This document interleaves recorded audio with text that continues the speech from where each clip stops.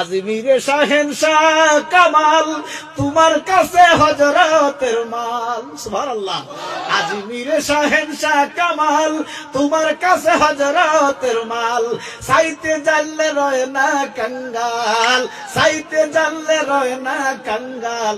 অপুরন্ত ভান্ডারে কেউ ফিরে না খালি হাতে, খাজা তোমার দরবারে কেউ ফিরে না হাতে, খাজা তোমার দরবারে। জোরে কোন সুবহানাল্লাহ। আর এটা কি বুঝলি আর কি বুঝাইলি? আল্লাহর ওলিদের দরবারে গেলে রহমত পায় কি পায় না?